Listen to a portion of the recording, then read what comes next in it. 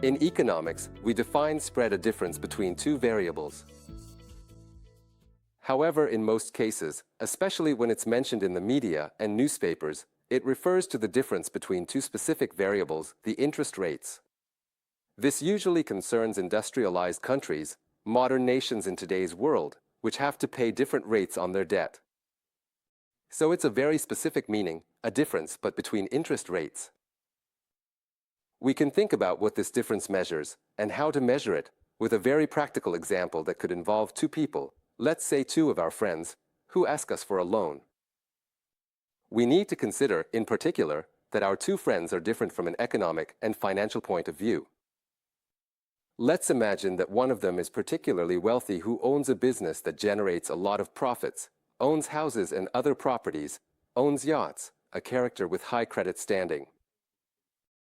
On the other hand, there's a character who's the complete opposite, who doesn't own much, doesn't have a house of their own, definitely doesn't have yachts or boats, doesn't own businesses that generate profits, and in their credit history, they've repaid what was lent to them, but they've definitely had some difficulties along the way.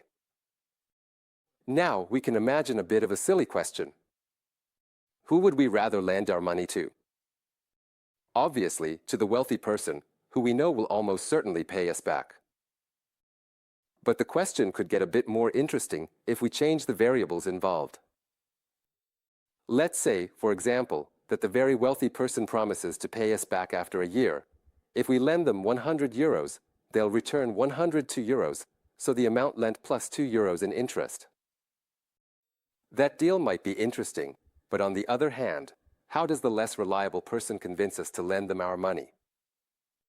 They might promise us a slightly higher interest rate. For example, they could tell us that if we lend them 100 euros, in a year they'll pay us back 130 euros, 100 as the principal, plus 30 in interest. The deal becomes even more attractive. At this point, we might be tempted to lend our money even to the somewhat less reliable person. So we see that in financial markets, a high interest rate signals a higher risk. Whenever there's a high interest rate, it's almost a meta theorem of finance. There's also a high risk of never seeing our money again. In fact, let's remember that the less reliable person hasn't always fully repaid their debts. Things could go well for us, or they could go badly. At this point, our risk preference comes into play. Do we prefer to receive 2 euros in guaranteed interest, or 30 euros in uncertain interest?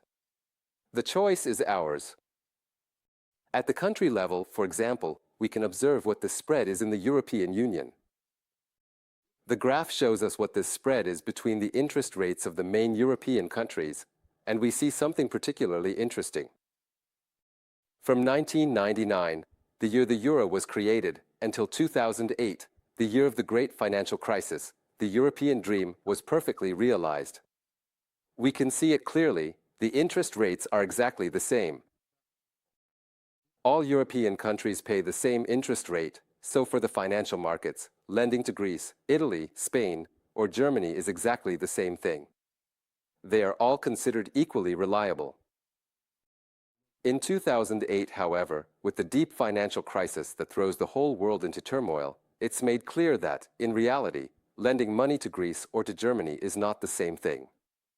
In fact, it's Germany itself that makes sure everyone in the financial markets understands very clearly that it won't pay for anyone else. The countries that save the most frugal countries, make it very clear that they won't pay for the indebted countries. This throws the financial markets into crisis, as they realize that what they have to guarantee is the value of their money, and they guarantee it only with Germany or the most reliable countries, not with other countries.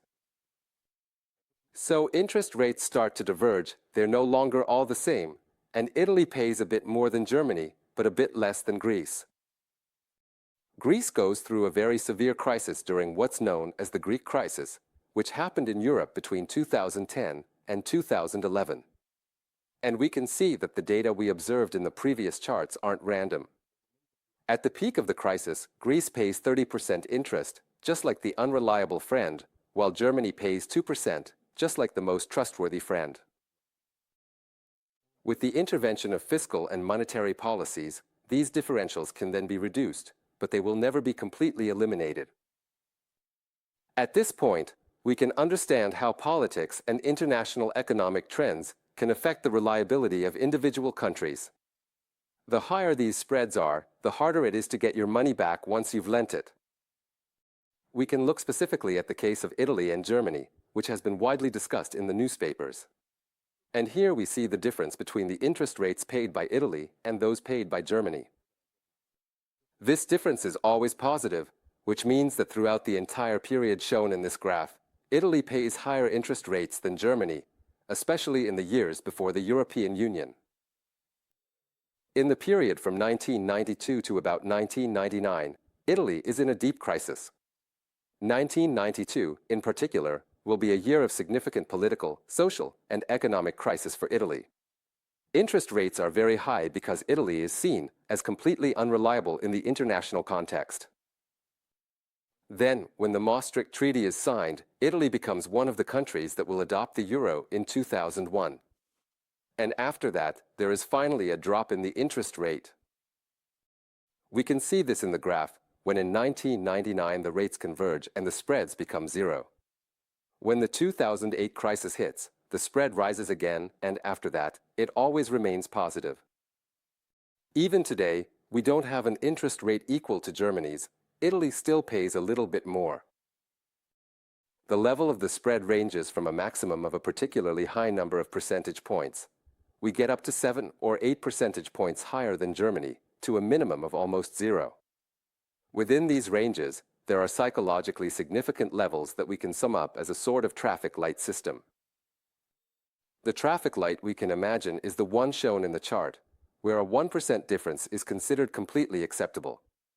So, if Germany pays a 2% rate on its debt and Italy pays an interest rate of 3%, there's nothing particularly worrisome about that. The second level is that of 3 percentage points. With a difference of 1 to 3 percentage points, we need to be a bit cautious and carefully assess the characteristics of the countries we want to lend money to. Beyond 3%, you should steer clear of the investment if you don't want to take on high risks. So, the red zone is the most dangerous area. Unfortunately, Italy has found itself in the red zone in its history, and it entered the red zone during the sovereign debt crisis in 2010, the Greek crisis that put the structure of the European economy under severe strain. And the more peripheral countries, like Italy, experienced a sharp drop in perceived reliability on the financial markets. Our interest rate spread with Germany will even reach as high as 5%. So, when Germany pays a 2% interest rate, Italy will be paying a 7% interest rate. This is truly the peak of the crisis. These moments when the spread rises and falls coincide with very specific economic and political events, as we can see in the chart. The first event, of course, is the creation of the euro, when the interest rate spread drops and basically reaches zero. Then, we have the 2008 crisis and the 2010 crisis, which we discussed with the Greek issue that raises a deep, intrinsic problem within the structure of the European Union. It's here that we have Mario Draghi's intervention from the European Central Bank. It was July 26, 2012, when, at the most dramatic moment of the European crisis, Mario Draghi uttered a single sentence that put international speculators in their place. This is the so-called whatever it takes. From London, Mario Draghi delivered a line that sounded particularly theatrical. He reminded everyone that the central bank is ready to do whatever it takes to save the euro. He pauses briefly and then continued, and believe me, it will be enough. The mere fact that a central banker tells international speculators not to even try attacking the euro, because he will intervene with everything at his disposal, immediately calms the markets. And in fact, we see it, right after Draghi's speech, the spread drops almost immediately, returning to the yellow zone of the traffic light, and then even into the green zone. After this easing of the danger for Italy, we will face new tensions. The new tensions will be more political than economic. In fact, the following events are particularly significant. Between 2018 and 2019, a new government takes office in Italy. This isn't an economic event, it's a purely political one. The government is a coalition of two parties, the Five-Star Movement and the League. They have two very different electoral platforms, especially when it comes to public debt. One wants to increase it, the other wants to reduce it. Which approach will prevail? It's unclear, and international investors, unsure of what will happen, raise the interest rate they demand from Italy for loans.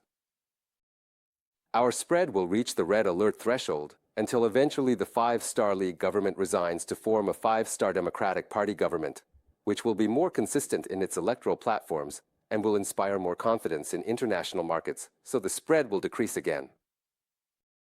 It will rise again with the pandemic crisis, of course. The countries most affected, Italy and Spain, see an increase in interest rates because they are considered particularly high risk. And then, there will be the Russian invasion of Ukraine, which will create new tensions in the markets and therefore an even higher spread. A very interesting current case study is the spread between Italy and France, rather than between Italy and Germany. France isn't doing particularly well, and we can see that clearly in the data. And here we see the spread between Italy and Germany, and the spread between Italy and France.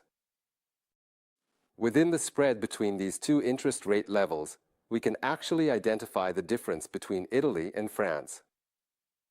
So the gap between the two curves is exactly the difference between the interest rates France pays on its debt and the rates Italy pays on its debt. The difference is always positive. On average, Italy is less reliable than France and therefore pays higher interest rates. However, in recent months, France saw a high level of political uncertainty, especially due to the succession of so many governments. Just think about all the governments they've had. The frequent changes in government, with unclear and undefined economic policies, have caused issues with interest rates.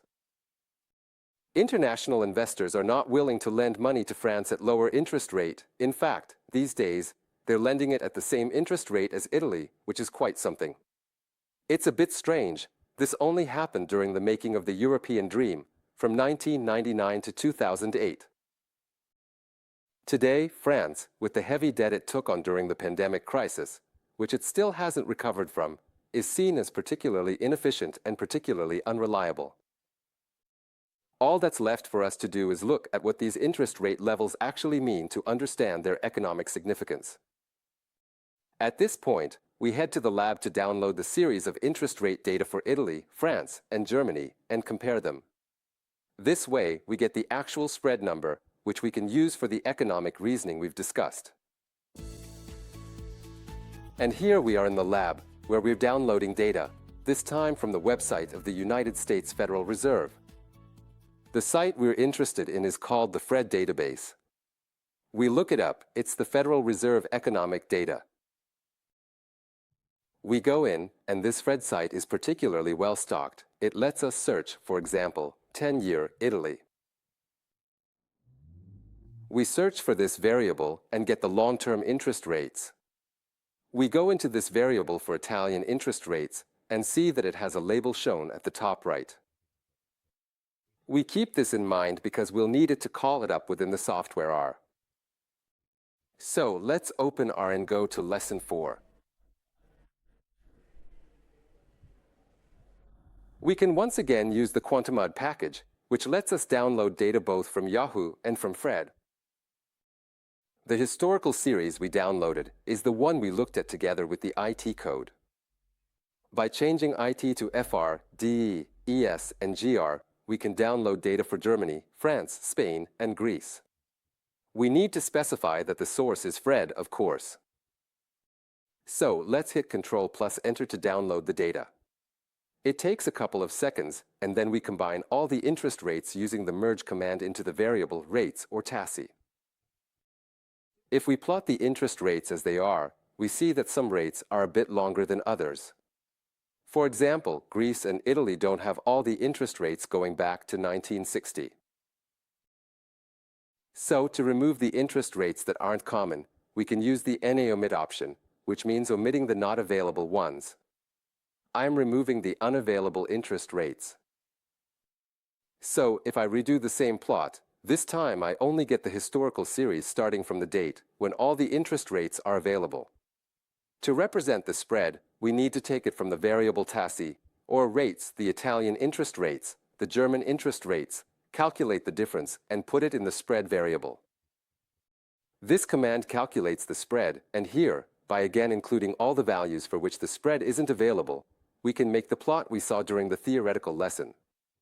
We can see it here at the bottom right. We are at the end of the lesson. See you next time for new and wonderful adventures.